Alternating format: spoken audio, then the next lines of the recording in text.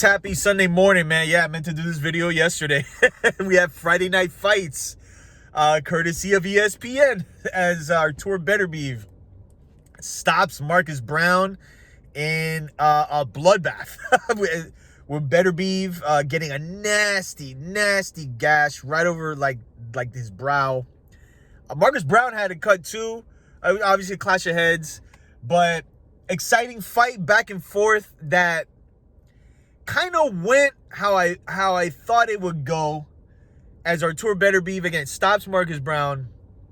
And look, man, Artur Beterbiev arguably is, people rate either him or Bivol as the 1A, 1B, but I gotta put Beterbiev just, all right, let me say this, as far as performances are concerned, okay, because I'm reading a lot about, Beterbiev he didn't look good, he was getting hit, and this is what I've always said about Artur Beterbiev, man. Artur Beterbiev is somebody that a lot of what with him is what you see is what you get. I feel, but at times people sometimes don't see exactly what he's doing, and it's very basic stuff. I think the biggest thing with Artur Beterbiev that is going to cause a lot of guys trouble with him, man, is just the pace, okay? He is aging. He's getting into his mid-30s. Like, you have to consider that.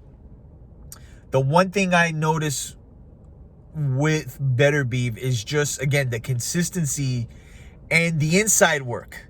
And little by little, it's not like these thudding blows he lands. It's not like every shot he's throwing is with like very bad intentions. It's just his punch placement. He's an economical puncher. He doesn't waste a lot of his punches, and it's why by rounds 7, 8, and 9, like, he's still throwing, and at a pace that I feel Marcus Brown couldn't deal with. I mean, listen, guys, let's say what it is, man. I mean, I don't want to like throw stones at Marcus Brown saying he quit, but I mean, he took a knee and he didn't get up, and he was conscious of what was going on. Like, he didn't want anymore. And a lot of that is up here. So I think with Beterbiev, he's another guy that his window of opportunity, I don't feel, is very wide. I know people are wanting Canelo wanting to fight Beterbiev, and I'm going to tell you guys this. Don't expect that to happen, okay? Because Beterbiev, for whatever it's worth, is just, I personally, I could be wrong, but I just don't think Beterbiev is worth Canelo's time, man. Because he's somebody that most people still don't know, the casual public still don't know him. He's got 2 of the light heavyweight titles. But if you're Canelo, do you want to fight Artur Beterbiev, who, like, you'd probably want to see him fight Bivol or maybe Joe Smith to unify all that, to make it worth Canelo's while to maybe fight for the undisputed light heavyweight title? Because this is what I'll say, guys, okay? I think there's legitimacy to Canelo saying, man, I don't know about light heavyweight. And I know people are saying, yeah, but he's going to fight at cruiserweight against this guy. But again, Canelo's in a position, like other fighters prior to him, where they pick and choose who they want to fight based on what they see.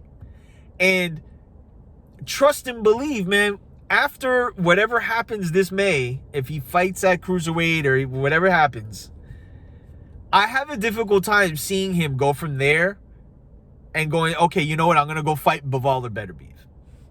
I just don't see it. I think, personally, Bivol stylistically is a bad match for him. Again, Beterbiev's a real light heavyweight. Not to say Kovalev wasn't a real light heavyweight, but what I'm trying to say is there's a vast difference between the Kovalev that Canelo fought and Artur Beterbiev right now, okay? I'm not like making excuses for Kovalev losing, but again, there is a vast difference. There just is. I mean, there just is. So again, if you're Canelo, is it worth your while, or is it worth your while to fight David Benavidez this time next year, is probably a bigger money fight. Two Mexicans, one undefeated who never lost his title, who's been calling you out. Canelo's going to go where the money is, okay? And I just don't think there's money in a Beterbiev fight. As much as we would want to see it, I would pay to see it. There's a commercial aspect to it. And I just don't think Canelo's looking at Artur Beterbiev as somebody that he's going to... that it's worth the risk, if that makes any sense. I just don't think it's worth the risk for Canelo right now. But I feel for Beterbiev, like just removing Canelo, right? You got Joe Smith, which I think is probably a fight they're going to try to make. And then there's the Bivol fight, which will pretty much culminate the light heavyweight division. I think Beterbiev might be a guy. Not comparing, again, like I watched the UFC too. He might be a situation like Khabib, where he had like, I don't know, like a handful of fights. Like I think Khabib had like 22 professional fights and he just retired. I think Khabib, if he doesn't somehow land like a Canelo fight or that's the only big fight in and around his weight class. If he doesn't land those fights, like he's got Bivol and he's got Joe Smith, and after that, at his age, we realistically could see him retire at like 20-0 or 19-0 or whatever. Because I personally pick him to beat Bivol or Joe Smith. So if that's like the crop of what's left for him, it's pretty much it. I don't see him going down in weight and going up to cruiserweight. I don't see that happening. So what's really left for him? What's really left after the next couple of fights? So we'll see. But I don't think he lands a Canelo fight. I think the realistic track for Canelo is whatever happens in May if he fights this, trinket fight at cruiserweight, and then you fight David Benavidez in the fall, man. It'll be a big fight by then. And I think for Benavidez, they need to put him in a fight to kind of attract the casual public to get invested for that fight. So, but let me know what you think, man. Artur Beterbiev stops Marcus Brown, retains his WBC, IBF light heavyweight titles. I think because of, how it goes, I think Joe Smith is probably it makes the most sense. If you're top rank, it's a unification fight. I heavily favor Artur Beterbiev in that fight. And at that point, it's between him and Bivol.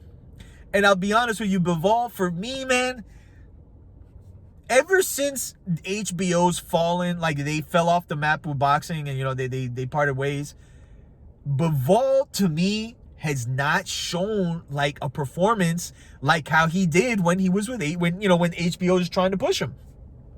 So, but we'll see, man. I mean, I think ultimately that is the fight at light heavyweight to consolidate that division. Isn't it crazy how all these divisions now are getting consolidated, how it should be? So, any case, man, I am out. Enjoy. Let me know what you thought of Beterbiev's performance. How do you like him against Joe Smith, Bivol, and how would you like him in a fight against Canelo? Let me know. I'm out. Enjoy the week.